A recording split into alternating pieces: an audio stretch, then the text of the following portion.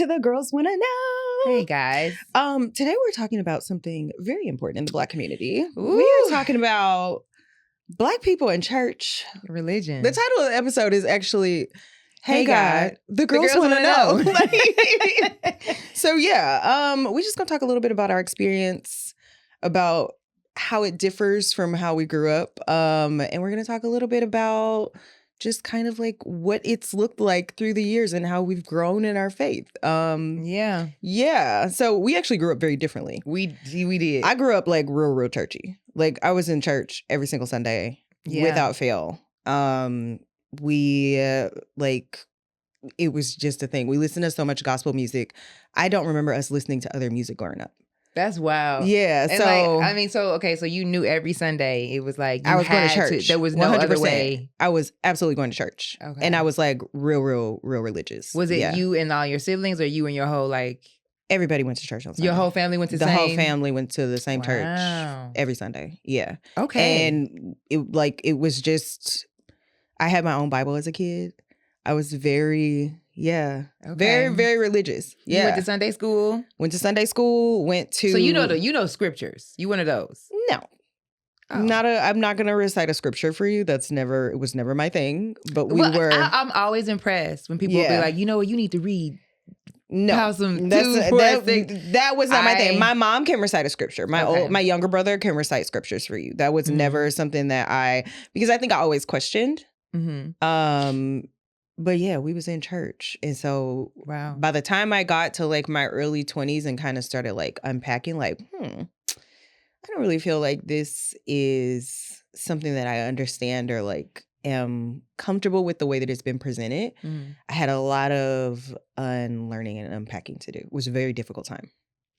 I mean, I had friends growing up that went to church every Sunday. Then they had like things their family and them would do throughout the week. Like I think Wednesdays was like, some kind of meet and greet kind of thing. So were you like involved in it that heavy because that's why I was asking, did you? Okay. So this was the weird thing because I feel like that's specifically like a Black church thing. Some people would do I didn't go to a Black church. We went to a white church in the county. And it was every Sunday? It was every Sunday. Yeah, I don't know why we went to a white church.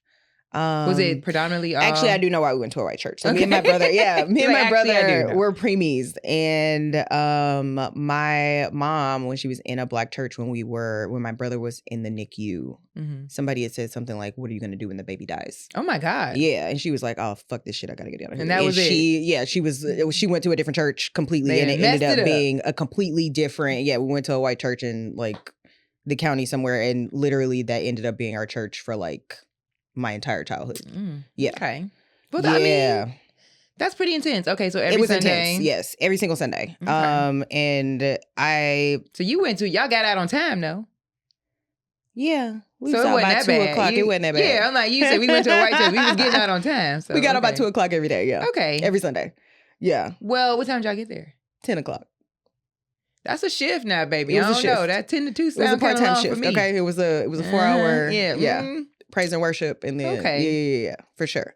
And every single time I would do something bad, I would feel like, okay, I got to turn my life over to Christ again. Oh, wow. So you was okay. That's not like I'm saying like I would walk down to the front. Like they would be like, "Does anybody in here feel like they want to give their life to the Lord?" And I would be like, "Yes, last week I cheated on a test." It wouldn't even be like something I would say out loud, but I would just be thinking of like over the things that I did that were not necessarily like super Christian, I guess. I love this for you. Yeah. And so I would like go down there every couple months because I just felt you would like, go down to the church every couple months and repent. No, to the first. Like to the front. To the front. You know how they call people to the front. Yeah, to save their souls. And I just yeah. When I think of it now, it's just kind of like, I just have my own faith practice and God know who I am. I mean, and he know how I am and I'm gonna do my best. Yeah. But also I'm gonna make some mistakes and he's okay with that. Like I don't gotta repent and like save my soul every Sunday if I make a mistake. I mean, as you get older, you start seeing it for, what it is. Yeah. But I mean, I think for me, this is not even to be funny. I think the closest that I've gotten involved with the church was Sister Act 2. Okay. I mean, okay. Baby, joyful. We didn't really like when I was young, my grandparents went to church every Sunday, but I was too young, so I really didn't learn anything. Yeah. So to cut that story short, it was like we went with my grandparents to church. My grandfather was a deacon, but my grandmother would give us a little pencil and some little, I think it was the offering thing. And me and my brother would just draw pictures. That's crazy that your grandfather was a deacon and you wasn't really like tapped in. We weren't tapped in. Well, because that was what we would do if we spent the night with our grandparents. We knew we were going to church. But like if we go back with our mother, it was like we weren't she wasn't in the church heavy like that. Yeah. And even when we were going, we were still too young to really be like, we know the scriptures. I remember when I was so young, when we were going to church a lot, there were puppet shows. There were puppet shows in the Sunday school? Yeah, whatever. Yeah. But we were still kids, so I wasn't like, oh, okay, this that's how I'm gonna have faith through the puppets. Yeah. No, so like for me, growing up, it wasn't something that was very like taught to me or very in a space of understanding, really. Yeah. I don't think I got my first Bible until I was like an adult.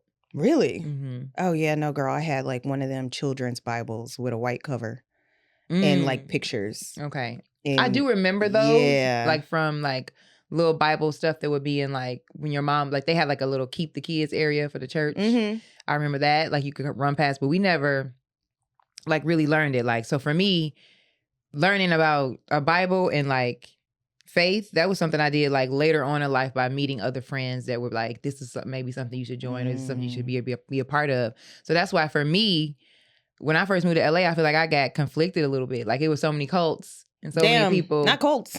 Just in general, like I remember like at one point somebody was like, you should be a Buddhist. And I was just like, I don't really know if I really rock with like sitting in a room and doing that. I believe in God. Like this is where I'm at. I might not know it well, but this is the way I grew up and at least knowing that. Mm-hmm. And then there was a lot of other people being a part of all kind of little I just want to clarify, she's not calling Buddhism a cult. No. I'm not saying like they're to clarify, yes. Like I was going to get into after that saying there was Scientology, there was all kind of different other little things that people, I don't know if that's a cult either. I don't know what they got going on. Right but now. I'm just saying there's so many different religions when I got here. There were people who were like joining all kind of different stuff. Yeah. Like if you don't really have a place, you'll be like, I don't know. Let me tap in. I did read some Buddhism books, but even then I was like, I feel like my place is. I feel like once you kind of get away from your like core family, like once you move out, you go to college, you like start your own life, you end up just kind of trying to figure out your own faith.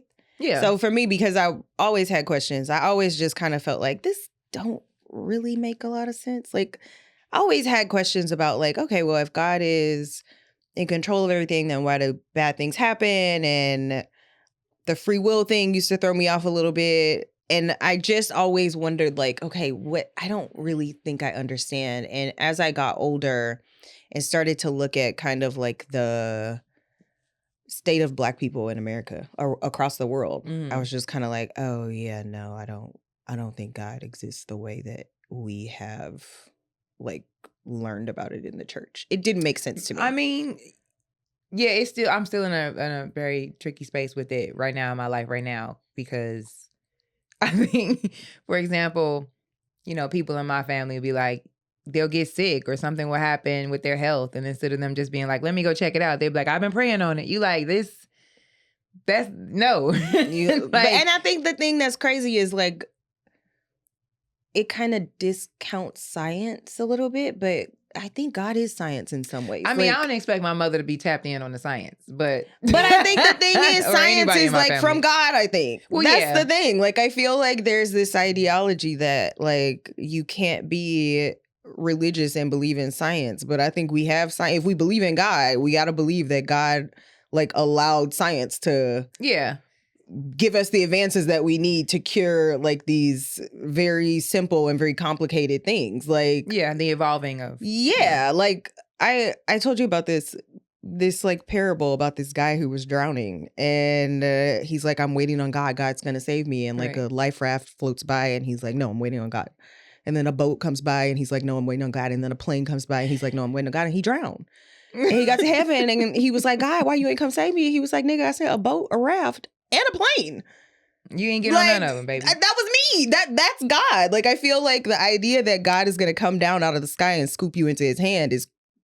I mean, I never had that. First of all, let me pipe pump your brakes. I don't need him to come down and be on all that. No, yeah, but I think on God, come down and scoop me up. I'm finna pass I think out. there's this idea though that there's going to be some kind of supernatural occurrence. It's so funny you say that. Yeah, when in reality, God just sends a lot of different things our way, I think, to help propel us forward or to help move us in the direction that we need to be moved in. I'm angry that you said that. And for some reason, we're waiting on this like magical thing to happen. And sometimes magical things do happen that we can't explain, and it's like crazy.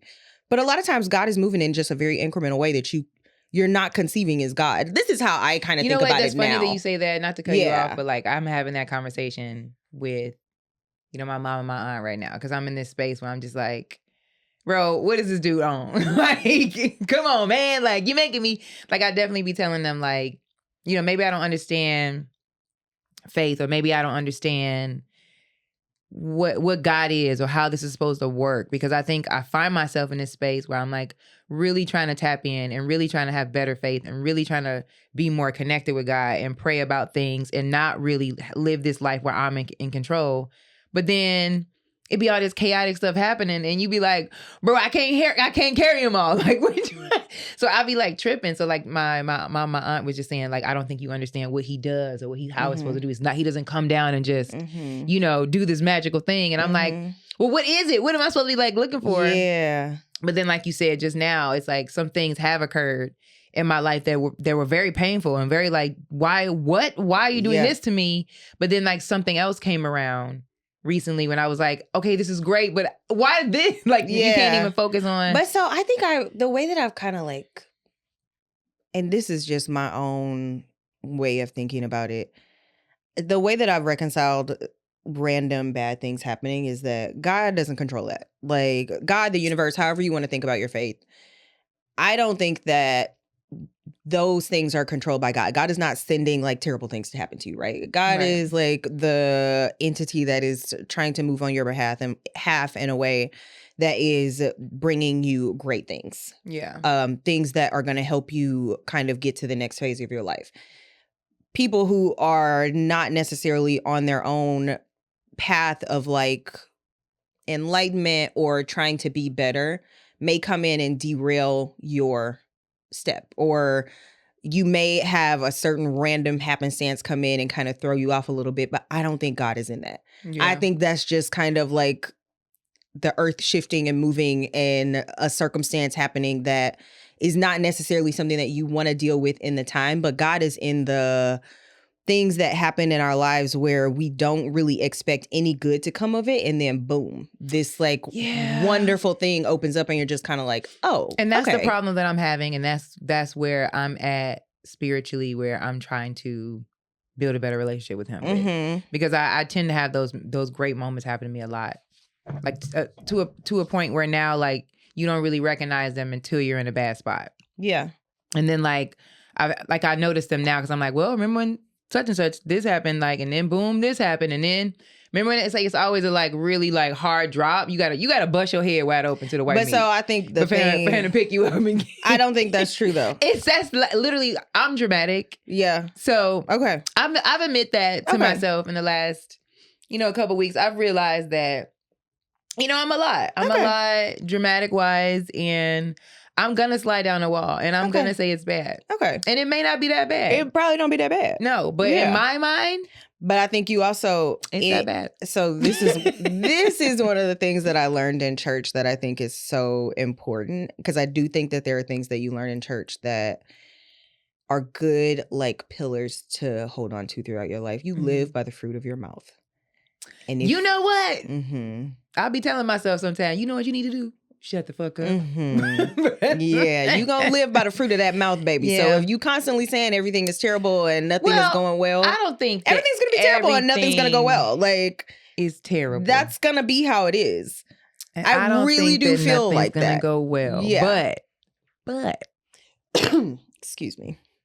I'm not saying that I am still worried that everything could be terrible and everything could go bad. But I think that's the thing. Optimistically, I'm hoping that it goes well. But in the back of my mind, I'm like, don't get caught up on it going well, because if it don't, that's my problem. I think that's the problem. Yeah. But I've had so many situations in my lifetime where I was optimistic about it, and then when it falls to, and it happens so often that like I literally feel like Humpty Dumpty. I don't have all my little thingies. Your pieces. There, I lost a few of them. Some of them might even get back in the move. That was a joke that, it just came to me in the moment. But yeah, I feel like that I have this like second thing where I like second guess everything. And I'm like, I want to be optimistic and I want to have that faith, but I'm like, girl, don't get caught up. You did lose your top. I think the thing is though, I think the thing is though, that probably keeps you in a space that maybe you don't want to be in. Yeah. Mm-hmm. Yeah. So I don't think you got to be like, wow. The thing is, I am an optimistic person. I'm going to go outside and look at the trees and be like, oh my God, the breeze is going through the trees and the birds are chirping and it's beautiful. I'm going to do that every day. Because I think that there is beauty to be found in your life in every single day that you wake up. For sure.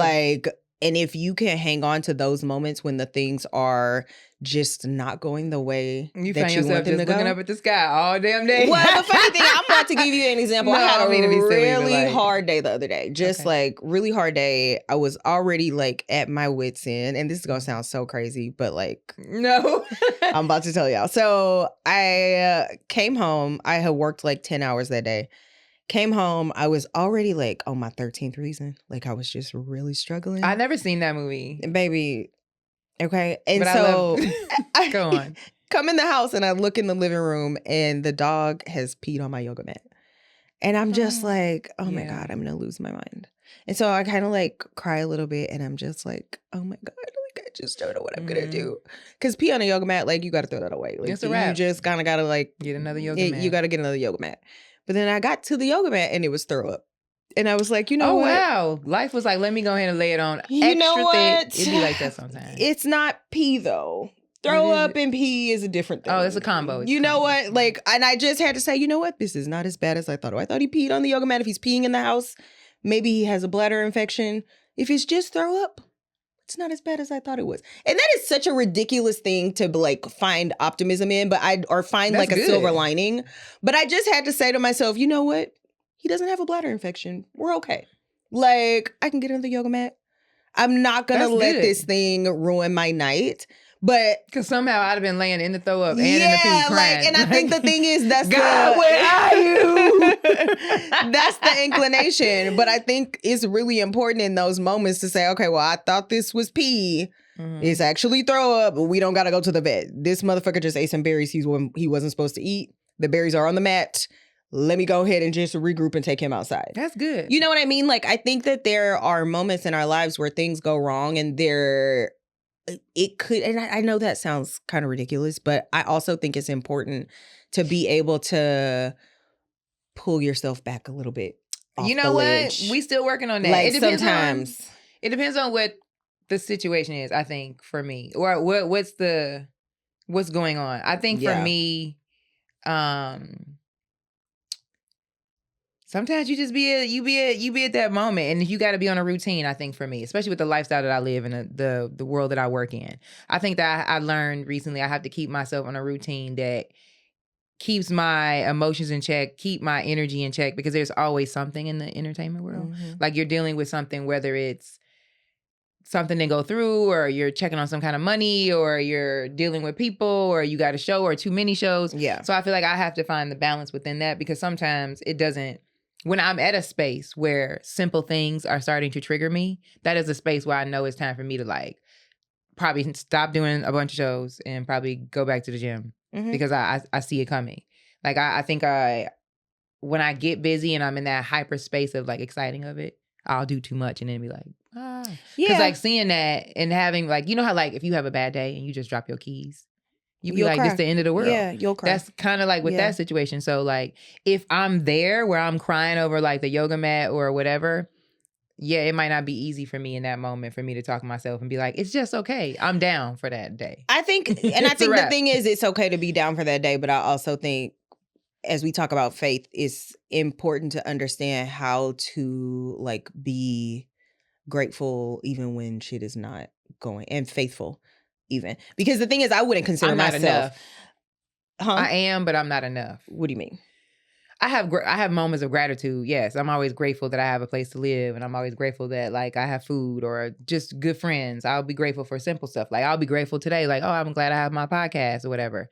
I'll say those things throughout my day, but I won't necessarily be happy and grateful for everything that I have going on in my life because it's not the way I want it to be or the way I imagine it to be. So yeah, so I have more days like that. I think that's kind of how my faith practice has evolved. So you're not going to catch me in a church. I'm probably never going to go back to church. The last time I went to church, I don't think that's my cup of tea either. Yeah, last time I went to church was 2015. And the pastor was talking about Planned Parenthood and how it was designed to ruin the Black family and how the little girls need to have their babies. And what church was this? This was in St. Louis, and keep their kids. And he was not talking to the little boys about making sure that they stay with the girls who they get pregnant and raise their kids. And it really infuriated me because I just feel like a lot of times church itself, and this is kind of one of the reasons that I started to step away in the first place. I felt like church could be very oppressive to the congregants. Like, how are we telling these little girls, you need to stay away from Planned Parenthood? You need to, if you get pregnant, you have the baby, it's your responsibility. But you're not in the same breath telling the little boys, make sure if you get this girl pregnant. And I think it's important to context this as little boys and little girls because these are children, right? You're talking to these teenagers and you're chastising them for being sexually active and for going to Planned Parenthood and seeking reproductive health care. And you're telling them that they need to face the consequences of what they're doing, but you're only telling the girls that. Right. You're not having any conversation for the boys. Yeah. And so the idea is that if you're going to bring up the conversation, let's bring everybody to the table. Yeah. Let's talk to the little boys too. And you need to start bringing the parents to the table too. Like, yes. Like, let's not have this conversation where we telling these little girls you're going to go to hell if you have an abortion, where in reality, if you are in a position where you have an opportunity to preach to children, they're not going to be abstinent. Abstinence is not you can't teach abstinence. It's not going to work. We've been trying to teach this for years. It just doesn't work. It's not successful. Yeah, if you're in a position where you can talk to them, treat them like human beings. Let them have the resources that they have so that they can move through life the way that they move through life. But if you're telling these 15, 16, 17-year-olds, Planned Parenthood was designed to break the Black family, and you need to keep your baby, you're essentially dooming them to poverty or to a life of prolonged struggle because they don't feel like they can utilize the resources that are available to them. Like you just told me, you got to be careful what you say. Yeah, if they get into a situation that they don't want to be in. It pissed me off so bad. And I just was like, you know what? I don't think I ever want to go to church again. Oh. And it's funny because one of my friends last week went to church. How old were you when you realized this? So I hadn't been going to church at that point for a long time. Oh, so this was just a drop-in. This was a drop-in, and I was like, yeah, no, this still ain't for me. But one of my friends hadn't been for a long time, and she went last week, and they were being homophobic. And she was just like, you know what? I think I'm good. Yeah. Because it's just one of those things where, like, why is... This not going on in L.A., though. It's not. I think it's a very different experience in LA. And I'm sure that there are places where you would have this experience, because I do think that in general, the idea of church can be very oppressive and kind of like punitive to people who live a real life, even though people be doing all kinds of stuff. Like, I mean, yeah, we can have that conversation later. But I think that for me, I just kind of looked at the context of it and was just like, I don't really want to be doing this ever again. I mean, I think what we all got to realize, though, everybody's flawed, like religious or not. But this is what I don't think happens a lot in the church. Like people being honest about that, or people are not really honest about that. People that are extremely religious but don't know how to forgive, or we get on our high horse. Like, I'm a good Christian person, and you are just real attacky or very judgmental. Like, people are people. I think this is why we're seeing a lot of people separate themselves from church and develop their own faith practice. Right. So so from 2015 to, like, I would say maybe the last 2 or 3 years, I just kind of felt like I was floating in this abyss of not really knowing. I wouldn't say atheist. I think agnostic is a more appropriate term for what I felt, where I knew that there was a higher power, but I didn't necessarily believe that it was anything like what we experienced growing up, like how it was taught to us. Not that way, no. Yeah, and recently I've just kind of developed my own relationship with God and my own spirituality, and it doesn't really have anything to do with church. Right. And it's going to stay that way. Because I feel like when I go to church, I feel so far removed from what I think the God presence is in my life that I don't want to do it again. You know? I think that what I get from it now, I don't necessarily look at it like, oh, you have to be there in order to be a good Christian or a good, you know. Which is what I thought for the longest time. That's because that's how we grow up. And they're like, oh, the commitment. I think it's really a community if you decide to want to be a part of that. Like, even if you're people that are like, oh, we're into manifesting. It's just to be around good energy. Everybody on Sunday happy. Everybody want the best for you. If you want to have a community to go to or someone to be a part of you in your prayers and your blessings, then I think that's what it's for. But if you're somebody that understands reading your Bible and trying to work on your own faith, I think it's exactly the same thing. Really, from doing it from home or whatever, or however you decide to do it. I think it's just a practice though too throughout life. Like I'm saying, everybody's flawed, regardless. All of us, we all are gonna do something. So you got to really find your way in your faith and what works best for you. And I think for me, I haven't even gotten to where in a seat where everybody else is at, where they're like, oh, my faith is blah blah blah. I'm like, I'm still trying to figure out this I don't think I have a faith, like a name for my faith. Yeah, my faith is my faith. I started reading this book recently. It's called, I think it's called God, Do You Hear Me or something like that. Or something like that. I started reading that. Hey God, it's me, Margaret. I mean, I feel like when I be talking to God, like sometimes you gotta talk to him. I talk to him, Like talk to him like how you talking to him. Like that's how I talk. Sometimes I'll be in the shower like, all right, dog, like bet. I don't think you got a code switch with God. I'm gonna be honest. Because he be talking back to me the same way, like, gee, let me explain. Yes. Like, I think the thing is I feel like that's another thing that church does though, is that we feel like we have to change our entire personality to have a relationship with God. Yeah, I'm not trying to do we had to do that. Yeah. You know, I'm not trying to get on my Zoom. Yeah. I ain't trying to get on my Zoom for God. I'm trying to like have a real conversation. I'm not code switching with God. God know who I am. He know I grew up in St. Louis. This how I talk. He gotta talk back to me like that. Yeah. Like, and the thing is, he does. When my inner voice in my head, which I feel like is God talking to me sometimes, is from St. Louis. That's how he talks. I mean, he talk different to me. Maybe I got a bunch of little personalities, but sometimes he, you know, and sometimes he. Like if I'm freaking out, he's not telling me, you're okay, calm down. Definitely. He be telling me, you okay. No. It's all good. Don't worry about it. Like literally, it's my voice, but in like a aligned higher being type of thing. Okay. If that makes sense. Yeah, no, that makes a lot of sense. I mean, yeah. I mean, I definitely feel, I don't know, maybe I'm going about it wrong, but my experience, I can go off on my own. My experience has been faith being tested. I'm already in a confused space of like what that even is, more tests. And I'm just like, oh, come on, man. And I'll just lose it. And then all of a sudden, boom, something cool will happen. They'll be like, see? And then I'll be back on the faith, whatever you want to go. But I just think, do you feel like it's gonna ever be? Do you think it's supposed to be good all the time and everything is gonna be good? I don't think it ever gets like that. Well, no, I don't expect that, but I do expect it to be longer than 2 weeks. I do. Okay. I feel like I'll be having a good time. I'll be like, okay, you know, little stuff could happen. That's life. But then it'll be like, oh, we fell off the entire horse and you cut. And you rode down this entire hill and your arm is hanging off. But you got to keep the faith, bitch. You got to keep the faith that your arm will heal. But then they're going to be like, wait a minute, it's not healed, but we need you to carry this up the hill because you got to have a job. So then I'm like wounded, but I'm still trying to get. Yeah. That's kind of how the experience has been for me. But maybe I've been talking to God. Maybe I'm dramatic. Because like, I feel like No, I get hurt. And then he'll be like, oh, well, you still got to get But I wonder, like, when I have a broken wing, he'd be like, you can't stay up here long. You got to jump off. You should get up. And I'd be like trying to have faith with my one wing. And then I fall all the way down to the bottom. And I got to rebuild. So then it feels like I got to rebuild both wings. And then I do it and I fly out really, really cool. And I'm like having a good time. And he's like, see, you did it. And then all of a sudden, boom, something hit me. I just think that's life though.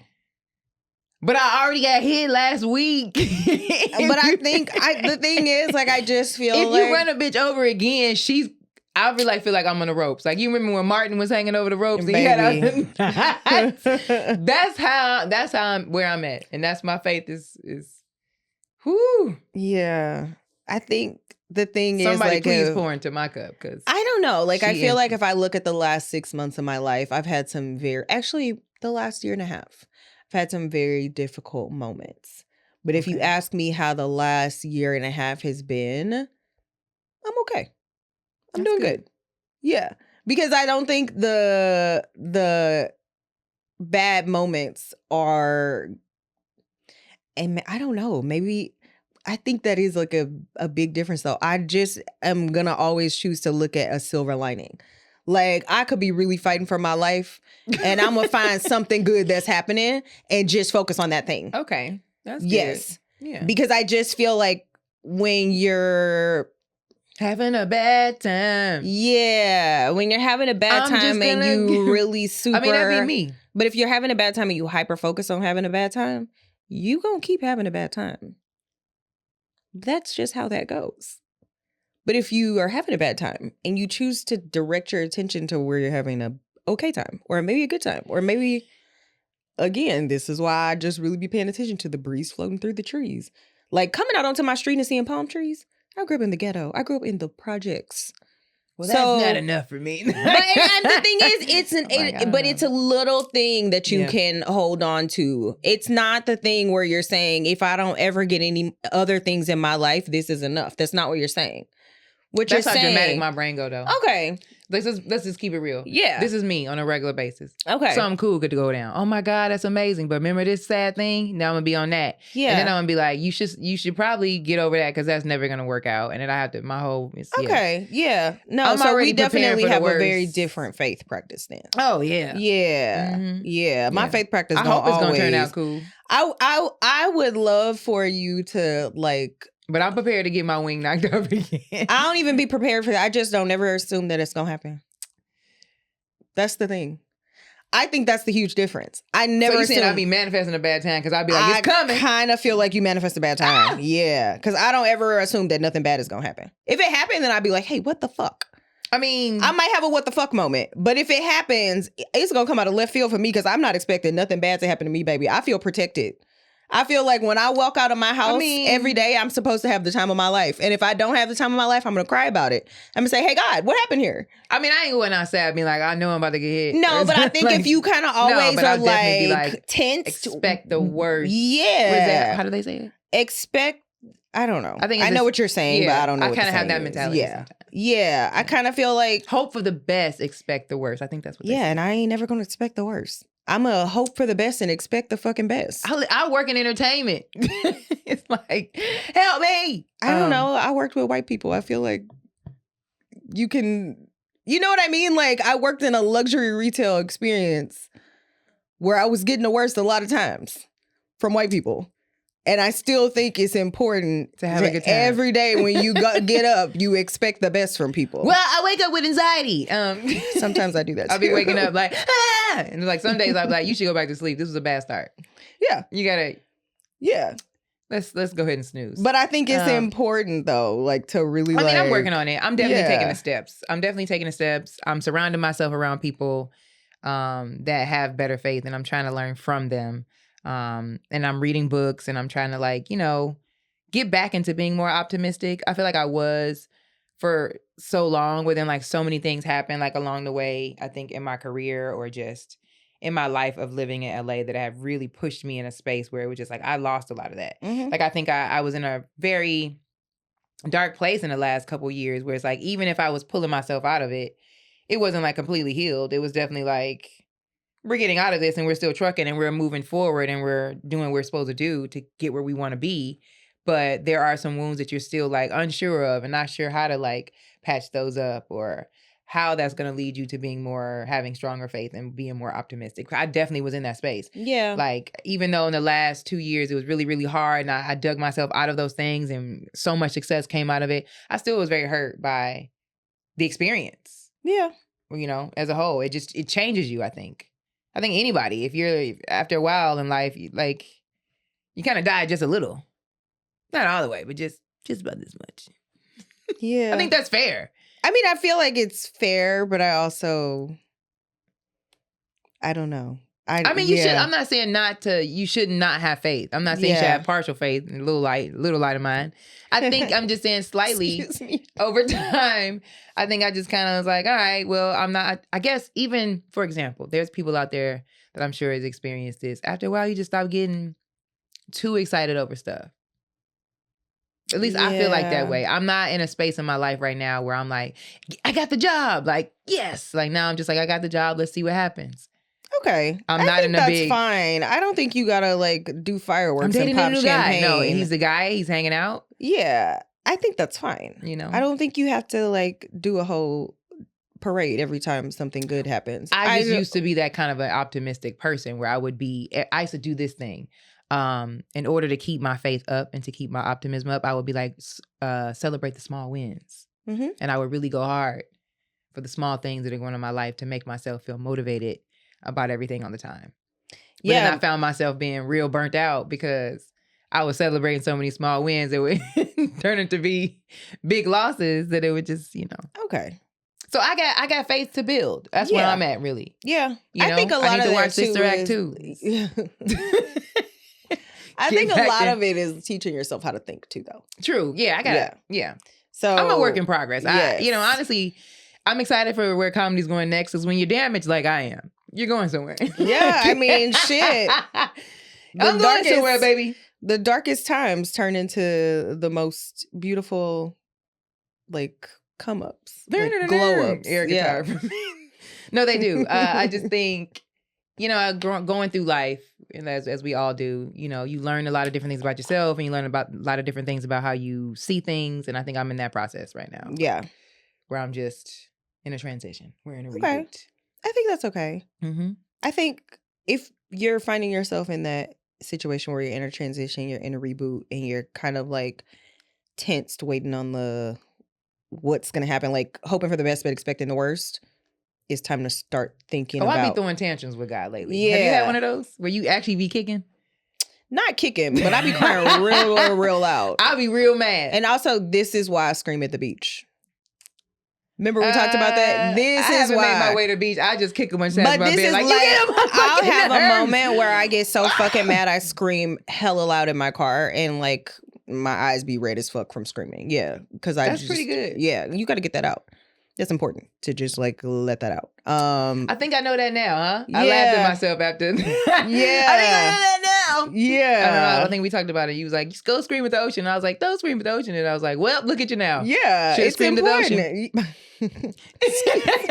Should have been at the ocean with your goof ass. But yeah, like I think it's important, and I don't think you have to like pretend like you're not having emotions about stuff. I think it's important to have your emotions, feel the feels, go through whatever it is that you're experiencing, and also teach yourself how to think, so you not like sitting in your doomsday mental space. I definitely I'm an overthinker, and then I just learned this new thing. So it was like rumination or something like that. Yeah, I'm in that. Okay, a little OCD. Okay, yeah, that's what that is. That's what I have. Okay, yeah. All right, I'm getting all the D's. We ADHD, OCD. In a minute, I'm just gonna say, hey, throw me away. We need a whole new me. Can I get an AI me? I don't think rumination is always OCD. I'm just saying. Every day I'm finding something new. Like, oh, just throw me in the motherfucking trash. It's not OCD. Rumination is not always OCD, but it is definitely a symptom of OCD. I did pray for that recently. I was like, if they got AI feelings, I'm gonna need to go ahead and bat them. So I won't feel any of the feels that I have to feel. You want to give them to the AI? Give them to the AI. Let them take care of it, because I ain't doing a good job at all. Okay. I don't really know. I lost this battle. No, I was like, God, like, yo, they got everything out here. They don't got AI feelings. I am honestly still not sure how that will work. They got everything else. You could go to Google and AI will answer any. I get it. I actually have a problem with that, because when I go to Google, I don't want AI to answer. I want to see the articles about what I'm Googling. Those are gone. They're gone. It's actually pissing me off so bad. They got AI on Instagram now. I don't need this. AI is intense on there too, right? I don't need this. He in your DM. Like, we done gone on a little bit of a tangent, but I'm glad you brought this up because this really be having me tight. Why, if I'm looking up the nutritious value of watermelon, am I getting an answer from AI? I want to see the studies. Nobody cares about those anymore. The studies are done. It actually makes me so angry. It's kind of happening. Like, I be wanting to read the studies, and you got this fucking artificial intelligence bullshit. Now, next thing you know, it's gonna be an AI church. Yeah. What? They got AI meditations on my meditation app, and I will not be partaking in those because absolutely not. I'm not gonna be getting guided meditations from AI. I'm not doing it. You're not into it? No, because I don't know. Something about it gives me pause. It's going far. But, yeah. That's something about it gives me pause. I think that's just because we're not. I don't want to turn into my mom. You know what I'm saying? Like, you get to a certain age, you're like, I don't know what's going on with all this AI. Like, it's like times are moving, we just in this little space. I think it's just weird for people that aren't from that time. I mean, but really, we're millennials. We really should be onto that. But no, Gen Z should be onto that. I'm okay sticking. I don't think they're gonna do well. Gen Z. If you think I'm down bad, Gen Z is down bad. I don't think Gen Z is down bad. I think they real emo. That's fine. They be down. But I think they also not with the shits, and I love that for them. I mean, they gonna be District 13, but are they gonna? Damn. They gonna be District 13, Let us baby. Hope not. But they not gonna. No, they too. No. I don't know. I think know about that, but to go back to what we're talking about, faith. Yes. Yeah. But do you think the Gen Zs have faith? Do you think they are in that, or they look at life a little different than we do? I think they're probably, and I don't have any data on this, but if I had to guess, I would say that just in general, more and more people are moving away from religion the way that we grew up in it. I don't think people are really as connected to the church as they used to be. And I think it's because people are seeing how oppressive the church can be. You think so? I feel like I wouldn't know because I'm not connected to the church. So I can't even be like, oh, I saw only these many people there. I don't even know. Well, I think if I think about I don't know, as a kid, I feel like when I would talk to other kids, everybody was going to church. Yeah. When I talk to my friends now, no one goes to church. And I think that's pretty consistent across friend groups. But they gotta be going to church. TD Jakes is a brilliant trillion. I don't think that it's I don't think that it's gonna die out anytime soon. I just think that it's looking a lot different than it used to look. Yeah. Basically. Definitely since pandemic too, because now a lot of my friends do watch church on TV. Okay. I do have friends that I don't even have them. I don't even have people that watch church on TV. I really only know 2 people who go to church. Yeah. Yeah. Everybody else is on an individual plan. It's just not. And I think a lot of that just has to do with their observations for how the church has affected their lives, the lives of the people around them, and they are not really appreciating what it's been. So yeah, what do you think about this? We didn't get on this. What do you think about the time? I'm somebody, when they say God always, my mother used to always tell me, God shows up on time or in time, due time or something like that. The timing be trippy for me. I ain't gonna front. You ever have something you pray on it, and it's a need. It's not even necessarily a want. I want a bike or nothing like that. You be I need financial stability. I need, to get to this place in my life. And then it takes forever to get there. You be just down bad for a long time, and then boom. How do you deal with that? I feel for me, people say, "Oh, that's testing your faith," and for you to believe that. More it's making me more crazy. I don't know. So I I feel yes, right. Obviously, I would like more financial stability. I'm a Lyft driver. And we do this, and I do my food blogging stuff, but my primary source of income is Lyft, and it is exhausting and really taxing on my body, and that's really hard. But I also feel this gives me a lot of time freedom. And so, yes, I pray for something that will be more financially stable for me. Mm-hmm. But I also understand that like this is a very specific place that I'm in right now. And there have been a million ways that God has shown up in my Lyft app. Okay. Right? Like I'll have a hard day and somebody will give me a $50 tip.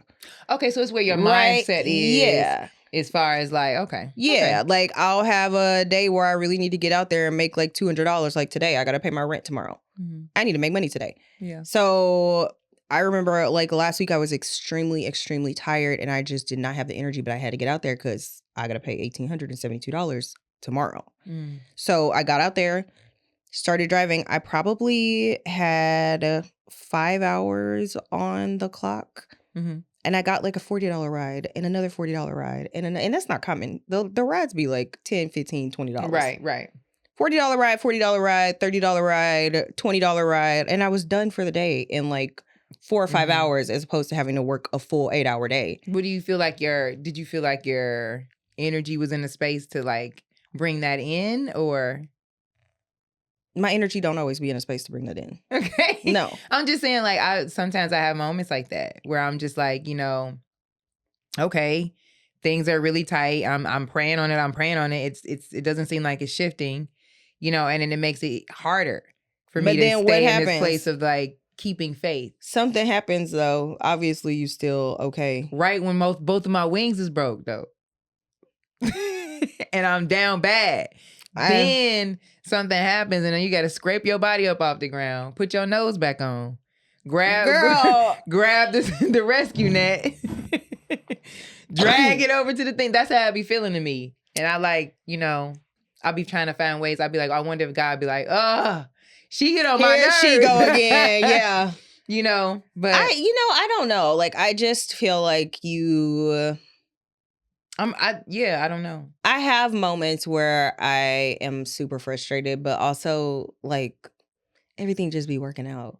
It always just works out. It be working out, but it be an episode of Good Times. But the thing is, who cares? Like, I definitely be having like I got the job.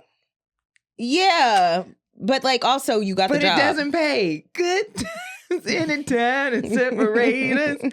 It's always some slight. Like and I mean, this is what I'm saying though. You living by the fruit of your mouth. You think it'd be no? Sometimes I'd be like, no, because literally sometimes I'd be real matter of fact. Like this is great. I'm happy about boom, boom, boom. But this is what I'm saying. 2 hours later, they were like, what happened? But the thing is, you are all the fruit that you sowed was waiting on it to collapse, right? Like, okay, good times, right? Like, this what we saying. And then you get the good thing, but you already said, like, it's going to collapse. And so that's already Okay. Yes, that's already the energy that's in the atmosphere. So if it's already going to collapse when you get it, yeah, you got it for 2 weeks. Because that's what you said you was going to get. Even when both of your wings is broke, don't lose faith. Literally, you have to stop talking, I think, is the point. With my wings down? Help! No, but I think you have to get to a point where you're not always commenting about how it's always negative. It's not always like that. It's not. But if you're constantly, if your idea is it's always good times, like blah, blah, blah, blah. I'll be waiting on it. When you get the good times, it's going to be good times. If you see what I'm saying. No, I have that mode. But I guess I don't necessarily always say it out loud. But there are some times where I'm like, if the anticipation is I'm hoping for the best and expecting the worst, you gon' get the medium or the worst. I don't know. Yeah, no, this is what I'm saying. So I feel like I don't know. The faith practice has to be a little bit different. I know that. Yeah, the faith practice has to be different where you're just kind of like, okay, when I don't have positive things to say about where I am in my life, I shut up. Then I'm not finna be saying nothing then. That's weird. Okay, then stop talking for a little bit. Talking. You gotta like zip it up for a little bit. All right, legitimately. Tonight, I gotta show like literally. If I don't have anything positive though, you're not finna catch me telling. I don't think. I'm not gonna say that. I'm not gonna put that out there. I'm not outside constantly looking towards the negative or putting negative out. No, but I just think experiences that I've had throughout my lifetime has really shattered a little bit of my faith to where now I am living in a state where I don't like how I used to be like, I'm going to book this job and have that optimism and pray on that and believe that. And then I've done that so many times and it may not have worked out the way that I was praying for it has affected me. So where now I'll pray on it and I'll have this optimistic idea of what I want the outcome to be for whatever it is. But I'm not holding on to it the way that I used to with that faith. That's what I'm saying. I don't want to make it seem like, or point it out to you guys where I'm just like, everything that happened to me, I just be waiting on it for it to go bad. Nah. I'll be thinking that things are definitely going to go great. And things have gone great. They have. I have a lot of really great things happen in my life. But I think that I've been faced with quite a bit of challenges. Quite a bit of them to the point where I think that I've reached a state of being overwhelmed and then having a hard time holding on to the faith that I'm used to. That's all I'm saying. Because I do feel like there are things that happen to many of us where you're like, now this, because you can have like a flat tire and then an hour later, now something's clicking in your car. You're like, dang, all of these at once. So I've experienced a lot of that. I totally get that. I totally to where it's like my faith is a little, you know what I'm saying? That was my day the other day when the dog threw up on my yoga mat. I also went in the kitchen and broke my favorite glass. And I had a bunch of just very obnoxious things happen that day. Run and jump. But I really just had to cry about it. And then, okay, thank God this dog got a bladder infection. Let me just turn off my phone and watch a movie and go to bed. That's good. Yeah. Like, literally, that was all I did. I did not answer the phone for the rest of the night. If people was calling me and I don't have it, I'm not going to talk to you. No, I don't have it. Yeah, I don't have it. And so I just had to be okay with the fact that, like, I'm not in a great place right now. That doesn't make you feel unmotivated almost. You're just like, God, I gotta, like, it seems like everything in life is about rebuilding, picking myself up, picking back myself up. And what am I getting to? Like some days I feel like, okay, what am I fighting to get to?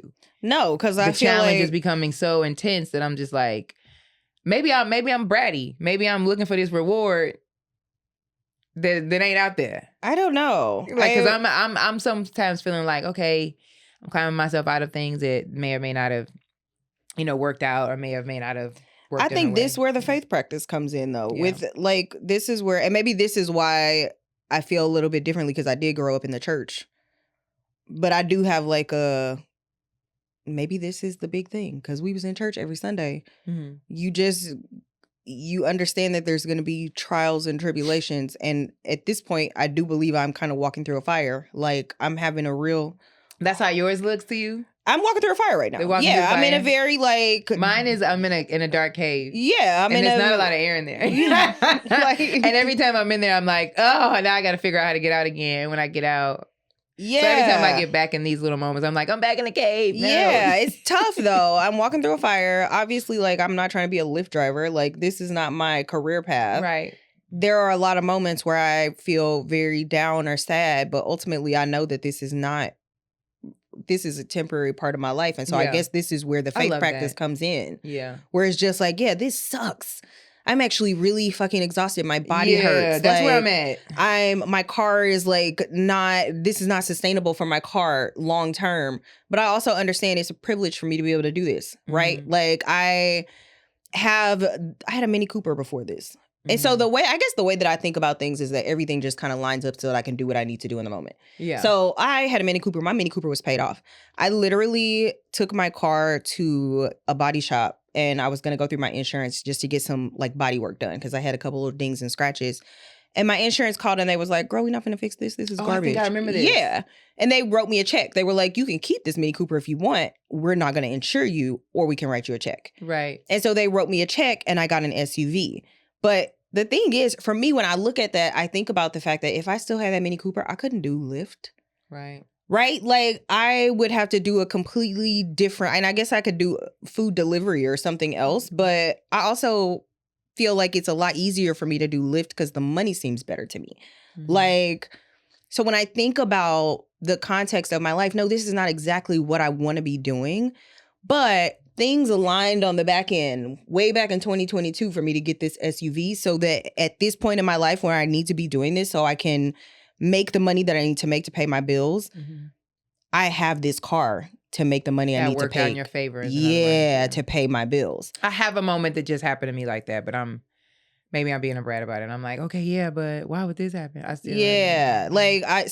don't know. I kind of think it really is one of those things where growing up in the church really have you looking at the birds and the trees and the like. I literally dropped somebody off in Palos Verdes yesterday. Ranchos Palos Verdes is like this beautiful like cliffside community in SoCal, and basically I dropped them off and I was like, let me just stop. And I went to the cliffside and just watched the water. Because it's amazing that we get to do this. And I think it's really important throughout your day to take moments to like look around you and say, you know what? Shit is not where I want it to be.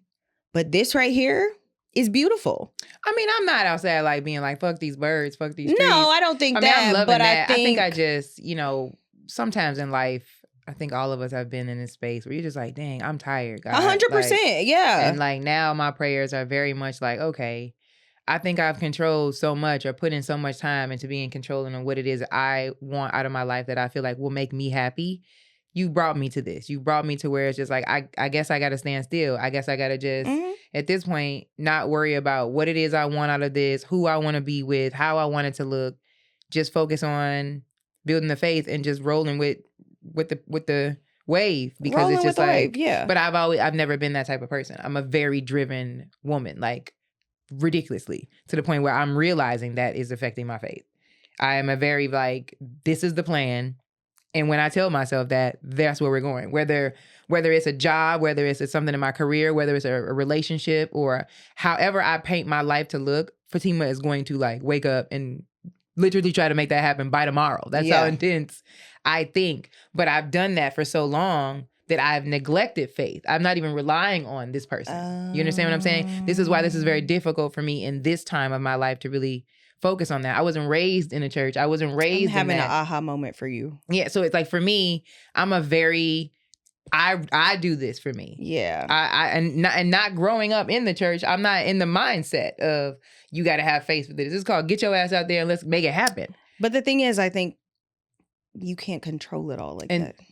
Yeah. Wonderful. Yeah. Absolutely. And both of my wings are now broken again. Yeah. No, I'm kidding. And that has been the issue for my entire life. It's to this day.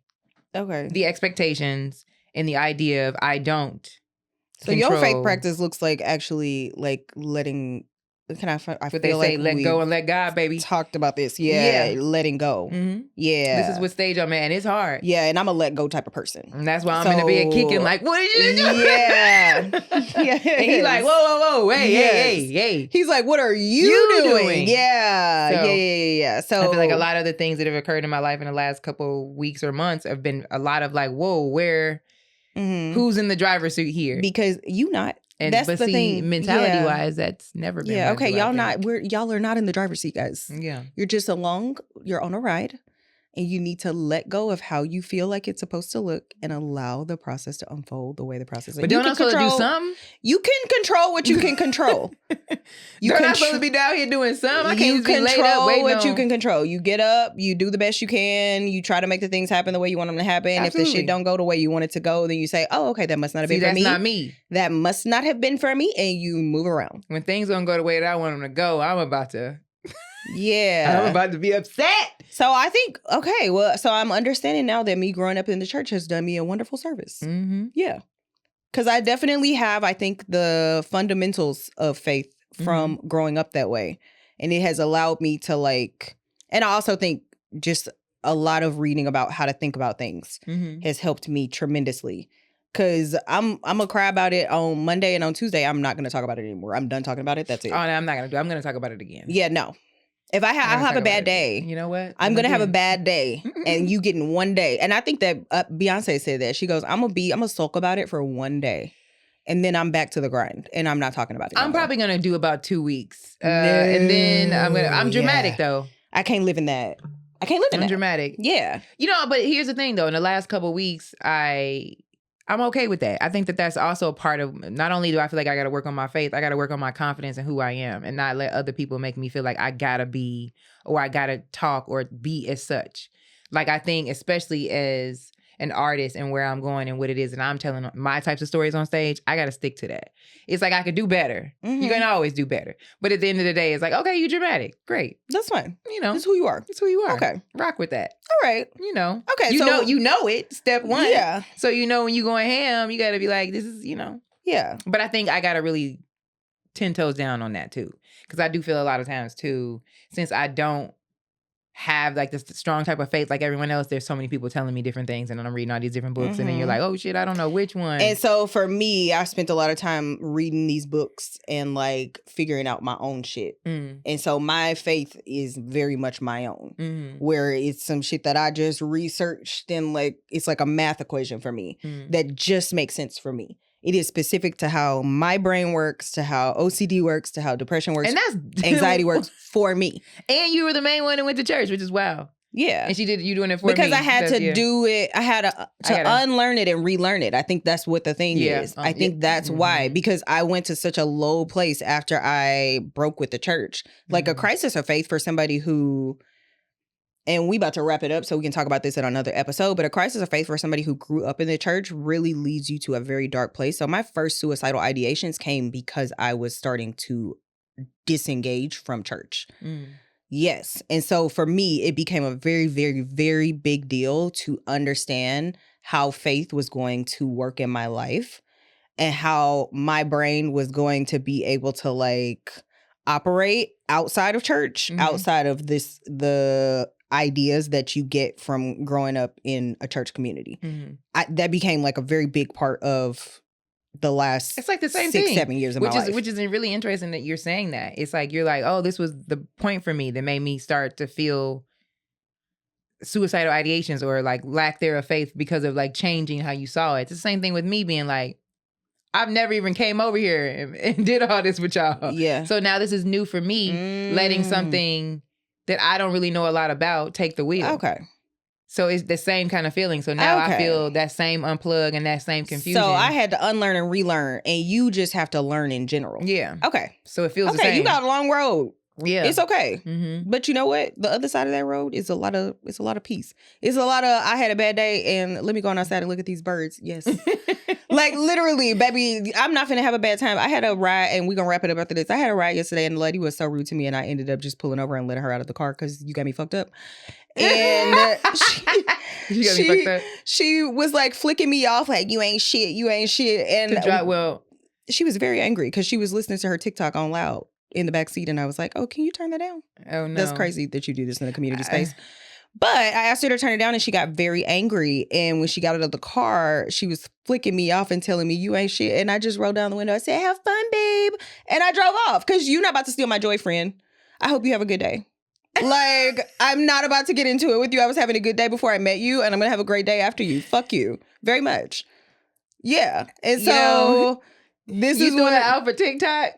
Huh? She got thrown out over TikTok? No, she didn't get thrown out over TikTok. I asked her to turn it down. It was loud as fuck. And listening to somebody watch their social media while you're in a car, it's like a video changing every 3 to 4 seconds.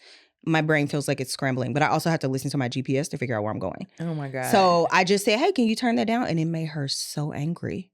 And she started talking shit. Okay, well, you in the car? Yeah. And so I just pulled over, and she got out. And she was talking shit some more, and I just said, bye, friend. Have a good day. Bye, girl. Oh, I don't know. Yeah, because I'm just not about to let you ruffle my feathers. Like, we're not going to do this. I usually am pretty good at not letting anyone ruffle my feathers, but, you know. Sometimes it be like that. Yeah, sometimes people can get under your skin, but I think the thing is, like, at this point, I have just become so, like... Yeah, we're getting there. Deep in this zen that I'm just like, oh, no, you didn't piss me off. Let me get you on out of here. And I'm going to go back to having a good I hope day. we talk about this on our next episode, but I will say the level of healing, what I'm learning is it's a never-ending journey. You never stop. Yeah, because I thought I was good, and now I'm on this road, and so now... You never stop.